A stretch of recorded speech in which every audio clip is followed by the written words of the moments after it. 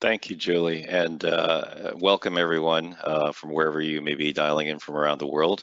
I will say that having worked at TTS for 5 years as an American working for a German company, it is absolutely correct that all meetings start on time, and that's probably been the largest culture shock for me. I live in Dallas, Texas, and meetings start mostly on time, kind of on time. So I appreciate everyone dialing in and participating in this. The webinar today, we are not going to talk about religion and politics, by the way. So I think everyone has gotten the idea that we are going to talk about digital adoption. KIRCHHOFF Automotive is an interesting company because while you may not know the name, I think you'll find out a lot more about what they do and how they impact your daily life. I drive a Volkswagen, and I had no idea that KIRCHHOFF was a daily part of my drive and commute. So very interested to hear more about the transition and the journey, if you will, of KIRCHHOFF, and I think we should change the title to superheroes in learning or something along those lines, because literally it is a big effort to take on an undertaking like this in an organization and really drive it and make it happen. So I will turn it over to Lisa Mary, and then we'll take some questions toward the end. Awesome, thanks, Patrick, and thanks for the pressure now. So,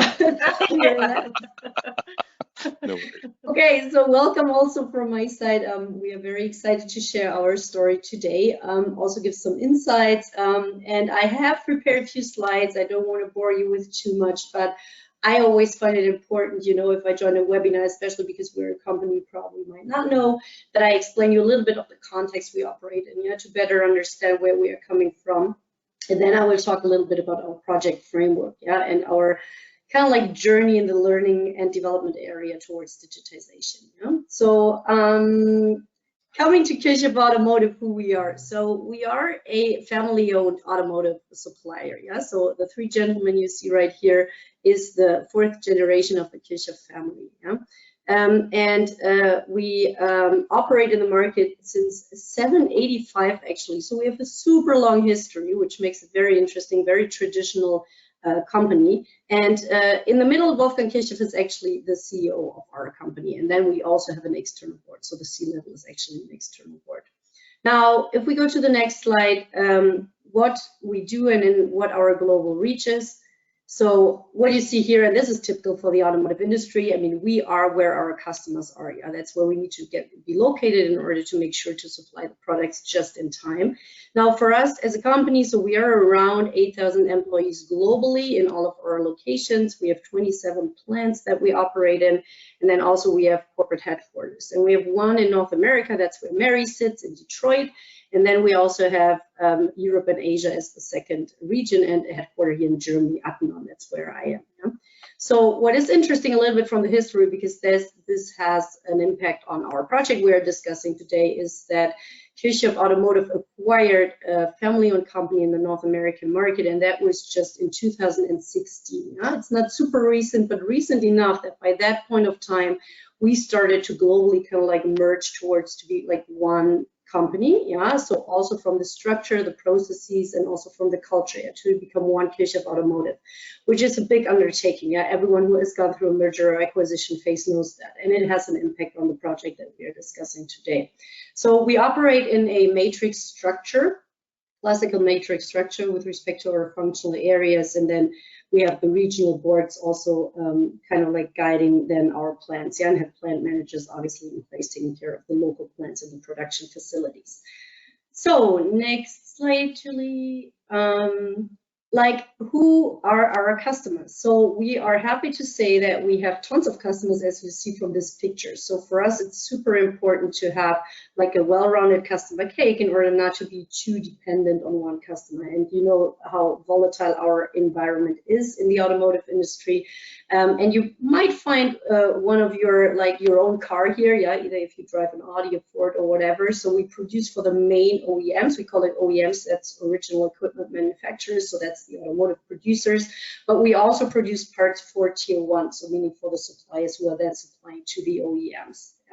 So those are our customers, and like what we produce on the next slide, you will find that we actually, if you can move on to the next slide, Julie. Thank you. So what is actually nice, and I learned that from like our team member Vimala, she talked to one of the KIRCHHOFFs, and he always says, like, if a car burns down, then what is left is our products. Yeah? So we do metal and hybrid structures, as you can see here. And pretty much almost the entire spectrum of a vehicle body, yeah? But we are not selling it like that to one customer. So it's usually just one or two components and some parts like a cross-car beam or a bumper or whatever it is that goes to one customer. But I like this picture that our marketing department puts together because it's actually nice to see that almost we get together like an entire car. So for us from the like research and development area, it's super important. We are in the area of lightweight, like we're doing a lot because metal and hybrid structures, you have to see what kind of like what we can do as our part to make the car lighter, but also in terms of safety. So, and this is kind of like seems contradictory sometimes, but that's our expertise, you know. And for the future, what is good, I mean, like it's independent of like what engine is in the car. So also with respect to electromobility, we are pretty safe because our parts are still needed. Yeah? So that's good for the future for us. So if we move on to the next slide. So what you see here, and if you click once again, you can see actually the numbers. So what is nice is that if we just look at Germany as an example, and I have the number for North America as well, is that in 2020, if you take the 3.69 million cars that were produced, actually in almost 95%, we have a KIRCHHOFF Automotive part. What Patrick was saying, it is surprising because usually those companies you don't know, and that's important for us, obviously, with respect to recruiting and making our company interesting, to kind of like show these kind of numbers. Yeah, and the next slide shows the North American market. I think there is also around like 60, almost 64, yeah, 63.6%. You know, so just so that you get a little bit of an idea where our cars, our products are in the cars. Now, we are on the next slide. With respect to digital transformation. So I put this slide, and this is coming from our digital team. So we actually have a separate team just focusing on digital transformation for KIRCHHOFF in general. Yeah, and at least what I know, there are tons of companies having like maybe a hub, like a digital hub, where they go to, you know, the Silicon Valley or Berlin, it is for us in Germany, yeah, to be close to the startups, to know the scene, to know what's going on. So we decided to set that department up internally. It's just a super small department. We have 3 people, same like our department in corporate. And they make sure that is the digital transformation roadmap they put down for us as a company across all functional areas. Now, obviously, all functional areas are responsible to drive digitization for their respective department, yeah, and also in the plants. So what you see here is the different steps. And Julie, you can click one by one. So if you, first of all, obviously, you need data transparency and the availability of data before, in the second step, you actually can use the data in order to decide, okay, do I need a system in place, yeah, to move away from paper or to analyze the data. And already those step 1 and 2, if I take that from an HR perspective, are super interesting because at least our experiences, our HR system is a good example, yeah. If the data is not accurate, yeah, then you get issues in the system. So that's this shit in, shit out thing, yeah. So it's a real thing, at least for us. So we often have to go back and work with our locations to ensure the data quality in our global HR system, because otherwise, if we pull a report globally, it's messed up, yeah, because the data is maybe not correct, or a process that we run, like the succession management process or talent management process, people won't show up if the field talent is, for example, filled in. So it's these little things, but it's super important to understand, at least for me, the next steps if we take this from an HR perspective. You know? And so predictive systems, I would say we are almost in some areas on step 3 and 4, not so much. 4 is more the future. In our environment, so in the automotive industry, it's super important, step 3, to work towards predictive maintenance systems, yeah, because we need to reduce downtime to be able to produce parts that go out, yeah. So that's, for example, with respect to digitization, an important aspect.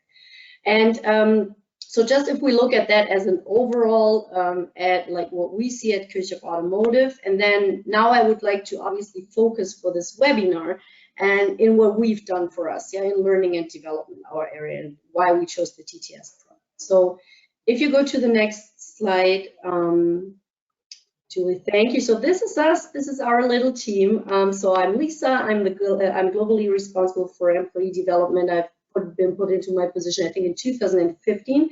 So right before the merger, yeah. So and the intention for our area was really to also globally define what are the processes that we would like to see at all locations, where we, with our expertise, yeah, can provide like a streamlined process, yeah. Where can it be global? Where does it need to be local? Yeah, things like talent management, succession planning, employee development processes, trainings, etc., but also the HR system and the topics we're discussing today.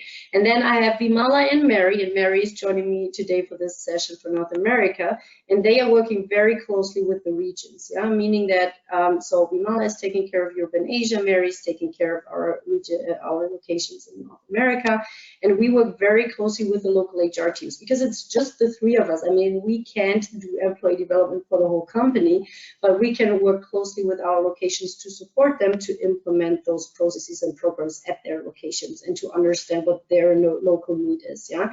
And the local need in our case, you need to understand that it's very different, yeah. We have locations were super small, around even just 100 to 200 people, which we would consider as small, but a lot of our locations are that size, up to a plan with like, I don't know, 900,000 people. And then obviously they do have different requirements, yeah? So it's very important for Mary and Vimala to be close to our HR teams and also the plant managers to understand the local needs, yeah? So that's us. And now coming to the topic of like TTS. So if you go to the next slide, it shows our journey actually with respect to our HR system that we put in place. So I think in 2015 we chose our HR system that we implemented globally at all of our locations. It's internally called or branded K-People. It's actually Lumess, and Lumess was acquired by Zaba, and Zaba was now acquired by Cornerstone. So now we officially belong to Cornerstone, but we are still on the ET Web. It's called ET Web platform. Yeah, so the Lumess product. We're not on a Cornerstone product. But that just shows how crazy the market is. Yeah, so you have to deal with that in a way, yeah, to see what you do as a customer then. Yeah, but now we are with Cornerstone, so just so you know what HR system we have in place.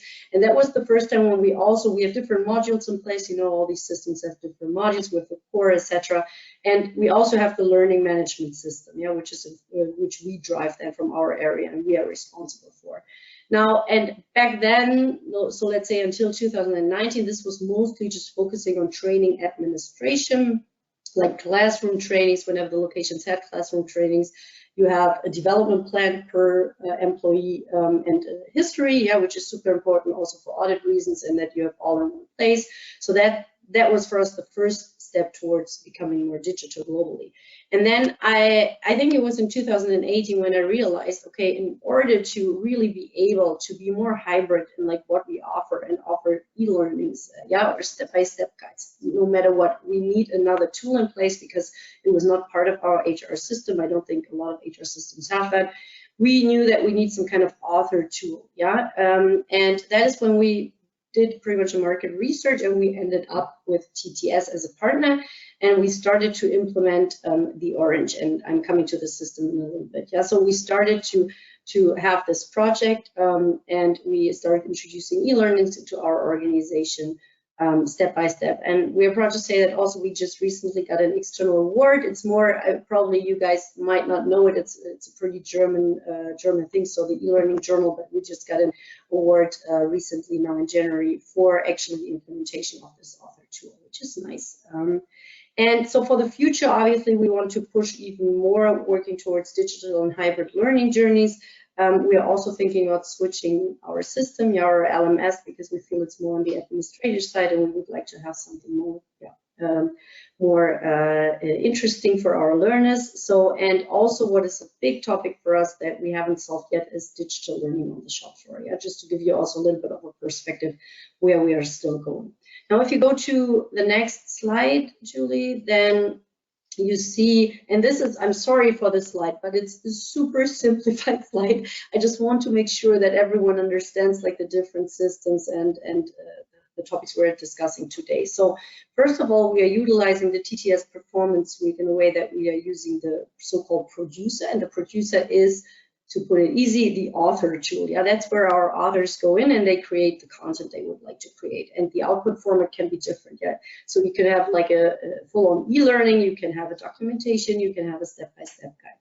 And then the more important question is then, okay, how do we share that content? Yeah, and there are two ways. So first of all, obviously for everything that is mandatory training, where we need to make sure that we can track it on employee level and we also can track completion, because for audit purposes, and we also have the whole process behind like feedback process as well as like learning success that we are asking managers about.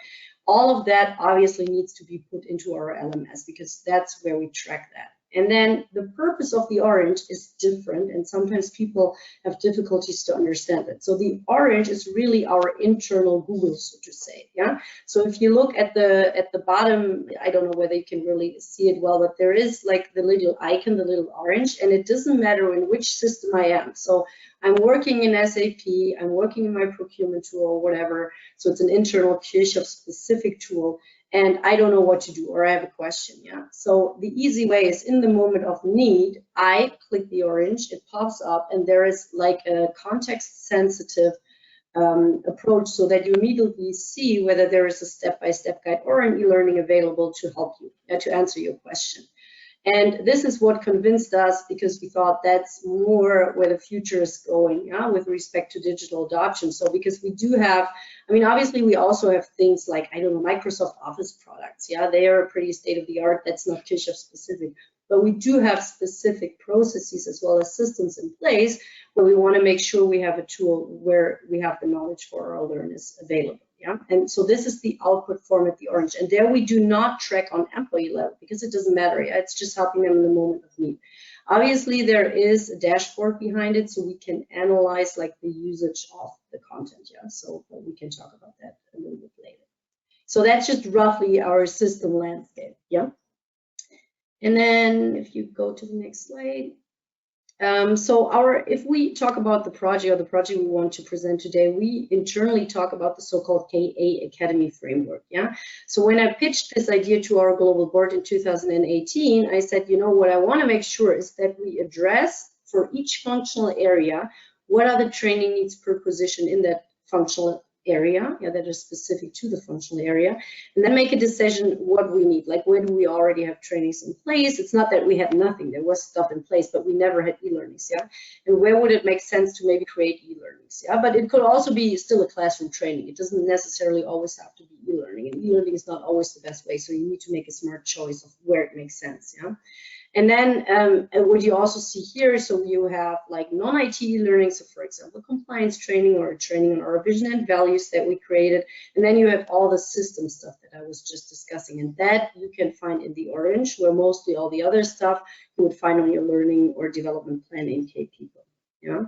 So, and also what we are doing as part of this project with every functional area is obviously to make a make or buy decision. Like I said earlier, we would never have someone internally create something on Excel that you can find on the market because that doesn't make sense. Yeah, we don't have time for that, and you can buy that like externally. So we always make a make or buy decision.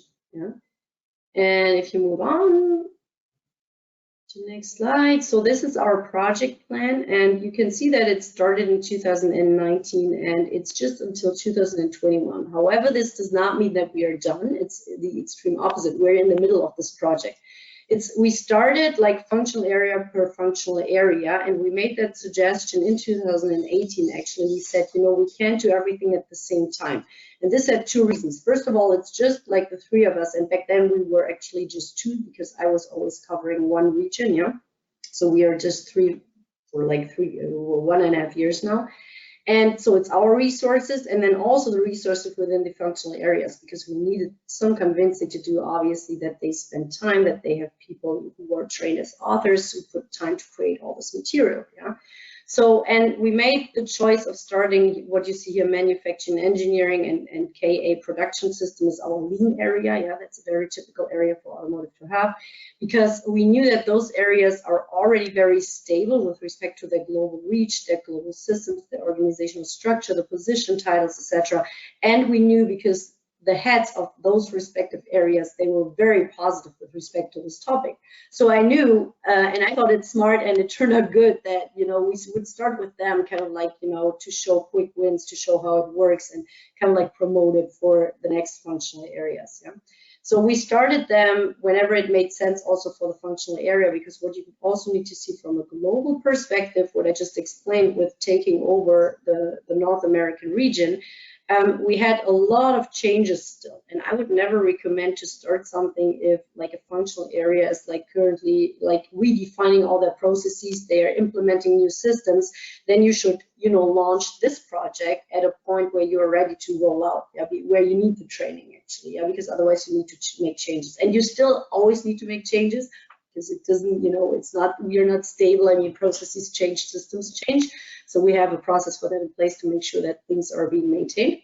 But just from the perspective of why we made the decision of when to start which area. And you, within this project plan, you see all functional areas that we have in the matrix organization. Yeah. Yeah, so we are in the middle of this project. And then if you want to move on, Julie. Just again, to just really quickly, so we have enough time for questions left, but really quickly, like from the project approach, what we do is we are kind of like leading the project. So we are working with the functional areas. I have to say Vimala and Mary do actually most of the work, because they share the functional areas between each other.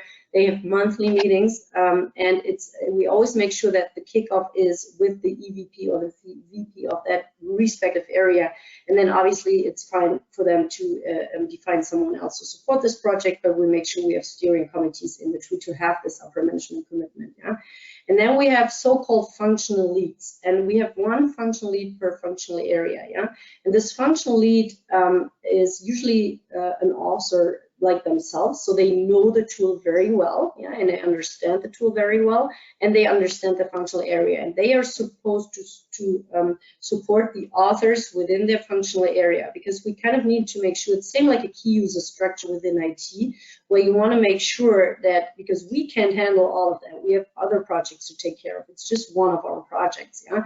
So we had to make sure to kind of like from the beginning set up a stable structure, and I think it still works very well. And what we also make sure it's kind of like that, especially the functional leads, that because they put a lot of effort into this project on top of their job. Yeah, that's always the issue. Like, how do you get the internal resources? And we always make sure like to have that network, to give them recognition, to write little postcards around Christmas. Yeah, and that sounds silly, but it's super important to, you know, keep this going. And I think Vimala and Mary are doing an awesome job to also do that. Yeah. So this is how we are set up from the project, and then for the future, if you move to the next slide, and then I'm done with the presentation. So kind of like the next steps, as I said, we are still in that project, so we are not done. Yeah, I think the project framework somehow helped us to get this started, and now we are working with every functional area, so there's still a lot of work ahead of us. We also make sure that we do an annual global survey on the user experience in the Orange. Yeah, so we just did that, and we are currently doing it actually until next week, so 2 weeks. We're asking everyone who's able to utilize the Orange for their feedback, like whether they find the content they are looking for, what their experience is, what kind of output formats they prefer. So it's like a huge global quality check, and then we take that input, and if there's, for example, a lot of people saying there is a transaction in SAP, I can't find anything, then we go back to the respective functional area and say, hey, how about you create something, because there seems to be a need. Yeah? So we try to go from 2 directions. So looking at the positions, and then also from our side having like this feedback channel. And then, as I said, for the future, also like determining what we want to do on the shop floor. So there's also a product that's not the focus for today. It's called Loop. It's also part of the TTS product range that we're currently looking at, because we like the idea for our operators at the machines to have like a mobile device, and they can go to their machine and they have some kind of QR code or whatever access to this app, and then the app shows what kind of learnings do I have for the machine and for my question. Yeah? So that's also an approach that we would like to go, but we're not there yet. That's future. Yeah? So that was in a nutshell, and I hope I was not being too fast, but I want to make sure that we have enough time for the questions left.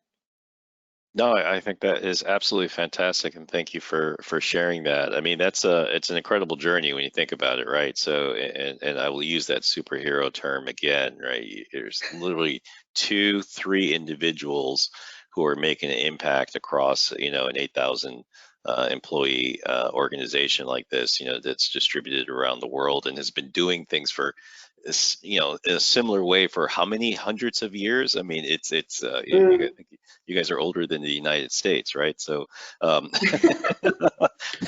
it's pretty incredible to take that history and culture and then go on this digital adoption journey, and especially utilizing the TT Performance Suite, which is it's a great story. So when we talk about that.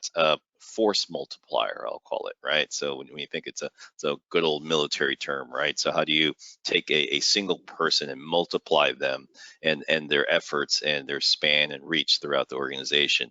It sounds like there's literally only three of you, right?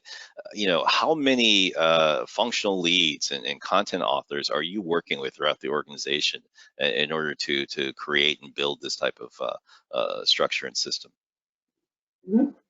At the moment, we have 150 authors and we have 17 functional leads.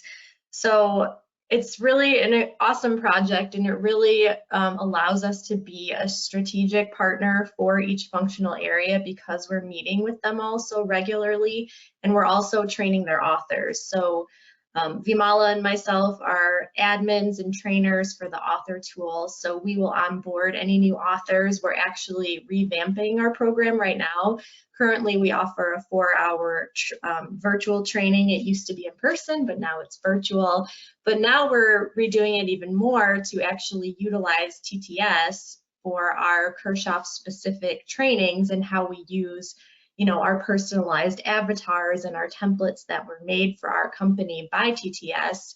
We teach that to the authors. So we want them well equipped, but we're actually using the author tool to create shorter, in the moment of need e-learnings to train new authors so that they'll have those resources in the future. And that's, I think that's an incredible point, right? So what I didn't hear is that the three of you are authoring lots of content, right? Which is a little bit for HR actually a little bit on our yes, systems, but not a right. whole lot. But you're not creating all of these courses that are and all of this content that's is being built into this digital adoption solution. You are literally working with a team of I'm assuming subject matter experts, functional leads who are not learning design and development professionals, right? And so how does that happen with a tool like the TTS Performance Suite? Is there something inherent in the platform that makes it easier for those organizations or for those people who are not coming from an L&D background to be able to use the tools? I think so, absolutely, because the tool is really flexible in the fact that you can do recordings, so you can do screenshots with written instructions or audio overlaid. But aside from videos as well, because you can record videos, you can also do like step-by-step instructions. So it can literally be like you're working on it side by side with whatever it is that you're doing, to like just go with the flow of the TTS. So it offers that flexibility of either a step-by-step guide or a PDF document or an actual e-learning where you're watching videos. It has a lot of dynamic functionality to it. That's great. And I love the fact that you guys were talking about the build and buy decision, right? Because that's something that a lot of organizations, I think, struggle with, right? So you're going on this digital adoption journey. You know that content is a key component of that, and there's lots of content in this world, right? Like literally, there's. But how do you, what's the full scope of that build and buy decision within the organization? How do you approach that process? We always have that question at the top of our mind. So whenever we're considering a new topic that we need a training for, we make or buy. So is it KIRCHHOFF specific? Does it make sense that we have our own specific style or way of making something in-house? Or is it more generic and something that we can quickly buy off the shelf and then implement within the organization? So to give you an example of like a use case of that, so we've made our own code of conduct training and some of our compliance trainings like anti-corruption or conflict of interest, just topics that we do have a specific viewpoint on, or if we really want to drive home like how it reflects back with our organization, is it implemented in our vision and values, and can we highlight that within the training?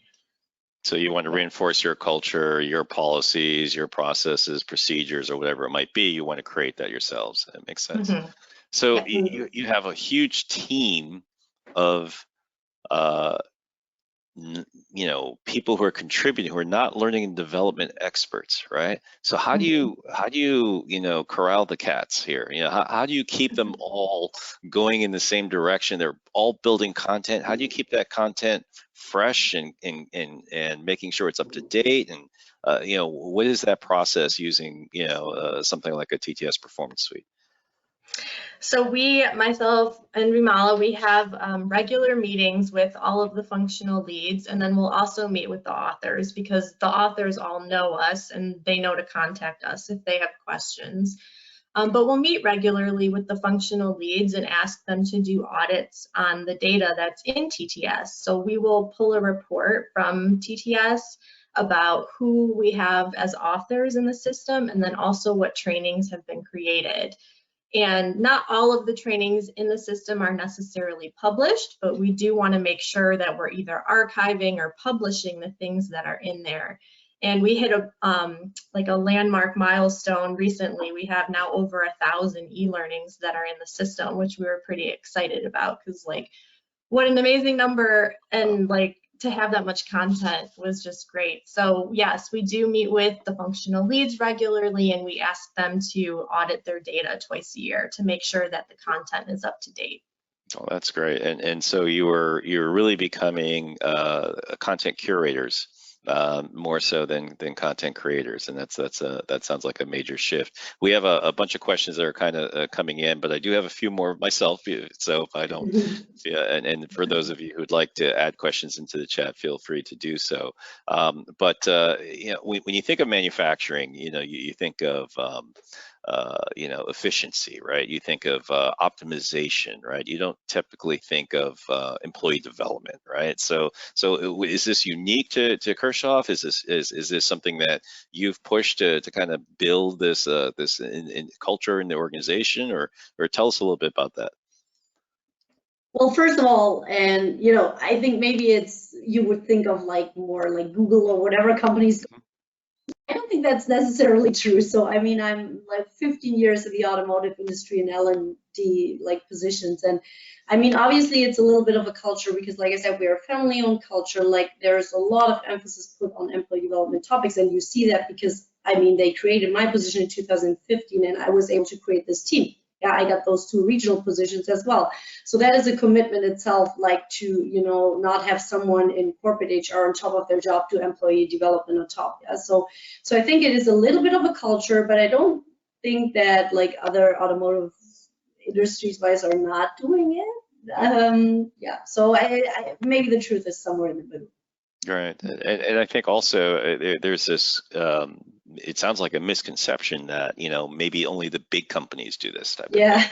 Yeah. And not the smaller family-owned companies that. But it sounds like that's not the case at all. It's any company that cares about developing their employees, and I think there is always the end result of greater efficiency and greater productivity. Have you seen any of those benefits? Have you been able to measure any of those as a result of the work that you're doing? We do have, we do track the hours measured of like the e-learnings that are offered in our LMS, but that doesn't necessarily tell us everything that we want to know. So as Lisa kind of mentioned earlier, we do have that global survey on the tool that we ask all of our users who utilize it what their experiences are. And we ask them specific questions, what e-learning specifically was great or what one was lacking. So we try and pull that data out. So far, no other KPIs are necessarily measured yet, but that's something that we're working on. But I also find that it's part of our onboarding process to let new hires know what the orange is and that it's at their disposal. So I find that it can help with onboarding quicker as well, because since we're letting them know what it is and that they can use it, they can go on as they're learning their new job and look things up. You know, it's our internal Google. So that's great. Yeah. And just for the audiences, the orange, I guess, being the contextual help for the TTS Performance Suite. So I know we talk about it a lot, but people are saying, "Wow, what's this orange thing?" So I think that, yeah, exactly. That happens quite a bit. So let's rewind just a little bit, right? So you're before you even knew what a digital adoption solution was, or before you knew what TTS Performance Suite was, you still had jobs. You still had, you still had, an obvious and important role to play in the organization. How has that role changed? I mean, what is different about your job today versus, pre-digital adoption solution? I think this project definitely helped us to become more of a strategic partner with our functional areas. Yeah, because I mean, we honestly, from the HR perspective, do not have like a business partner model. We don't. We have our HR managers in the plant, and we have corporate, and we're kind of like working together to make this work. But because, like Mary said, Mary and Vimala are having the monthly meetings, we know kind of like what's going on in the organization. I mean, they even talk to us about other stuff because they think we're responsible for it. So they are like, even complaining about things that are not going well, but it makes you become closer to the organization. And this is what I like about our project framework, and why I'm still positive that we want to continue to do that in the future, to be closer to the organization. So I think that really helped us. That's awesome. So, other organizations are potentially embarking on this journey, right? So they're the first stages, they're trying to get buy-in, they're struggling what the plan is, because there's no guidebook for this, right? So what advice do you give to other organizations who may be at the very beginning of this journey, and that you could provide, what kind of scar tissue, if you will, can you share to prevent them from gaining their own, right? So well, first of all, in the beginning, I think, and that was also important for me when I pitched this to like our C-level, in 2018, is to give this a strategic perspective, to not say, hey, we need a tool, we need an e-learning tool, because that's not the strategic perspective.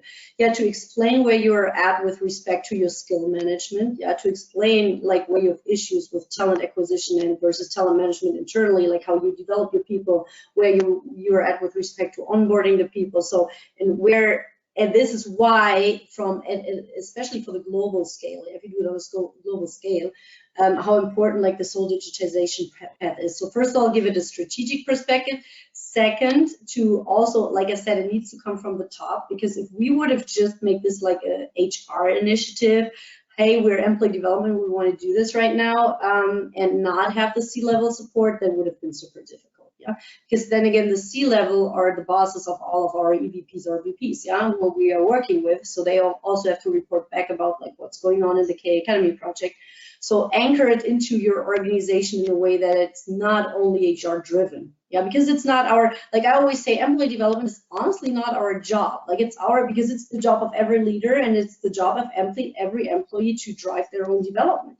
But it's our job to support the organization, to kind of like have the tools in place and the processes in place, the programs in place, and to be there if they need our expertise. Got it. At least. That's awesome.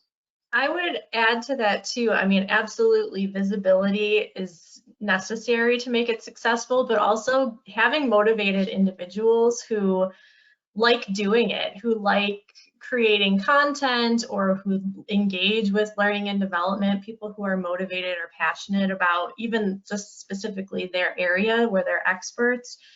Having the people motivated and wanting to be a part of it also is a great help. It's a great asset as well. So trying to find those people. Hey, Mary, it sounds like you haven't had a shortage of that, right? So you haven't had to run behind people and threaten and force them to build content. I mean, people are willing to build it if they have the opportunity to contribute to the process, right? So absolutely.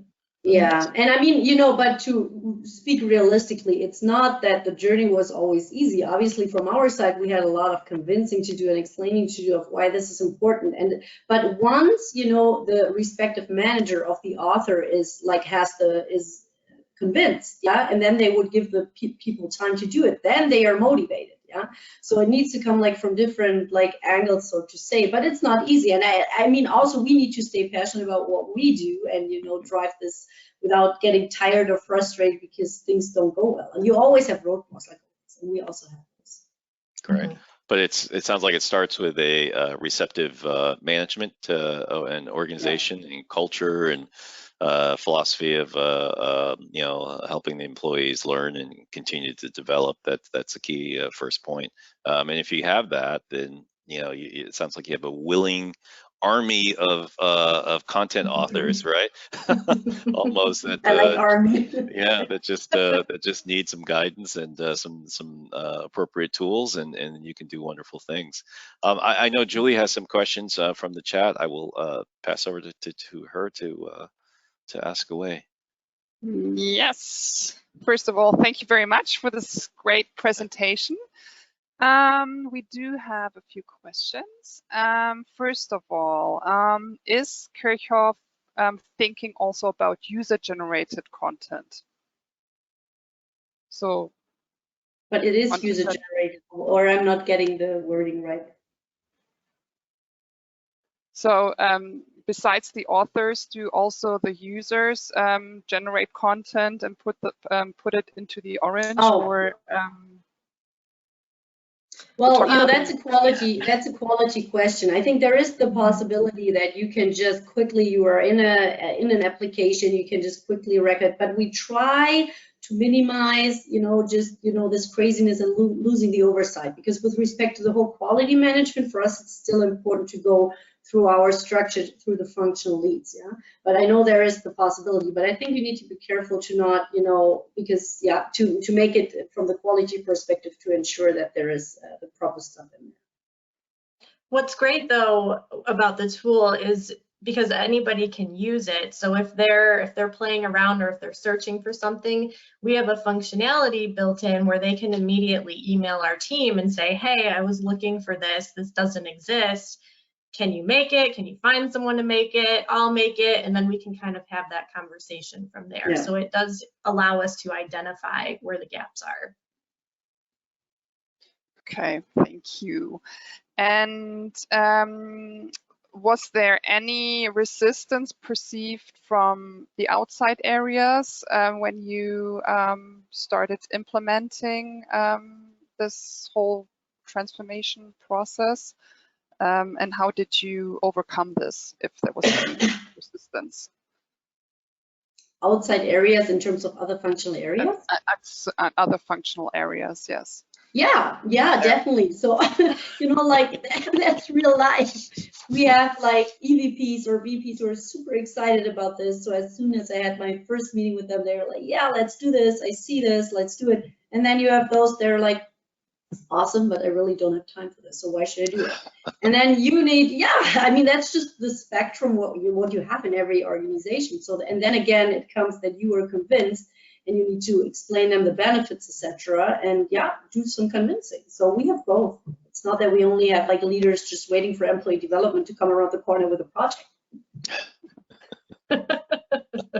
Right. Okay, thank you. Another question that just came in, does KIRCHHOFF Automotive use the SaaS platform cloud service? For what? For the HR system? Yeah. I don't get the question. We are in the cloud with our HR system, but it's half cloud, half on premise. So, but we are moving towards the cloud if that's for the HR system. Okay, and how about the TTS Performance Suite?